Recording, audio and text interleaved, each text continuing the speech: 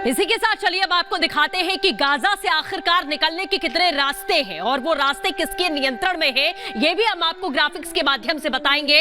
ये देखिए, मैप के जरिए आपको हम दिखा रहे हैं कि गाजा से निकलने के कुल 3 रास्ते हैं। अगर हम पहले रास्ते की बात करें तो राफा क्रॉसिंग, जो कि मिस्र के नियंत्रण में है। आप लगातार देख रहे हैं कि मिस्र ने साफ तौर पर यह बात कह दी और नाराजगी भी अपनी जाहिर की और उसके बॉर्डर पर भी तैनाती यहां इजराइल सैनिकों की कर दी गई है। और दूसरे रास्ते की बात करें तो केरम शोलम क्रॉसिंग है, जो कि इजराइल के नियंत्रण में है। और अगर तीसरे रास्ते की हम बात करते हैं तो ये भी इजराइल के नियंत्रण में है, इरेज क्रॉसिंग। ये दो जो रास्ते हैं वो इजराइल के नियंत्रण में है और एक जो रास्ता है वो मिस्र के नियंत्रण में है।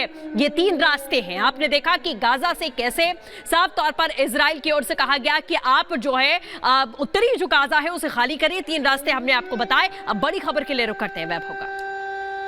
बिल्कुल सृष्टि, आज सबकी नजरें तेल अवीव एयरपोर्ट पर टिकी थी क्योंकि राष्ट्रपति जो बाइडेन आज पहुंचते हैं। राष्ट्रपति जो बाइडेन जब पहुंचते हैं इजराइल, उनकी मुलाकात होती है, द्विपक्षीय वार्ता होती है इजराइल के प्रधानमंत्री बेंजामिन नेतन्याहू से। और बिल्कुल साफ शब्दों में ये जो बाइडेन कहते हुए नजर आते हैं कि जो नरसंहार इजराइल के अंदर किया गया है वो उसके खिलाफ है और लगातार वो इजराइल के साथ कंधे से कंधा मिलाकर खड़े रहेंगे। एक रिपोर्ट आपको दिखाते हैं।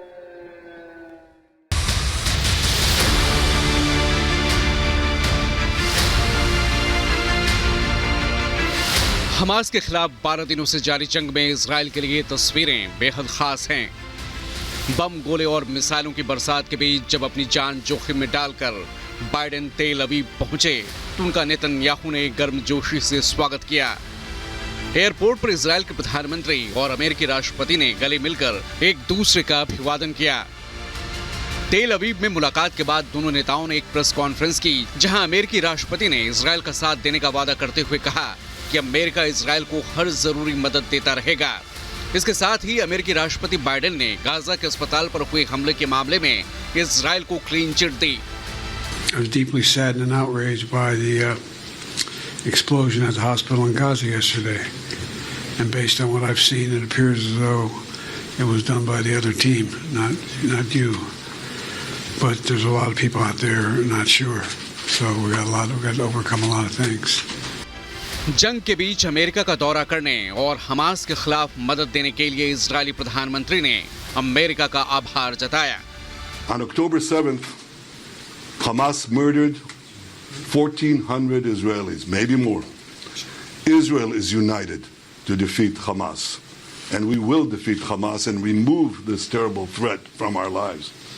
Mr. President, for the people of Israel, there's only one thing better than having a true friend like you standing with Israel, and that is having you standing in Israel. जंग के बीच Biden का Israel दौरा कई मायनों में अहम है। तेल अवीव पहुंचकर अमेरिकी राष्ट्रपति ने इजराइल के दुश्मनों को सख्त संदेश दिया कि वो नेतन्याहू को अकेला समझने की भूल ना करें। अमेरिका पूरी मजबूती से इजराइल के समर्थन में खड़ा है। Bureau report, Republic Bharat.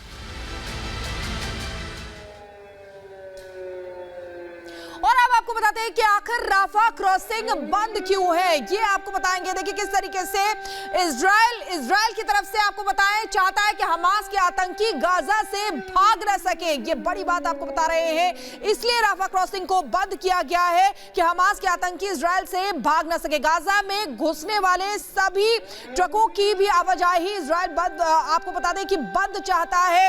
ये एक बड़ा कारण है जिसकी वजह से राफा क्रॉसिंग को बंद किया गया है। गाजा में घुसने वाले सभी ट्रकों को मदद के बहाने गाजा को हथियार न मिल सके, ये भी चाहता है। तो ये वजह है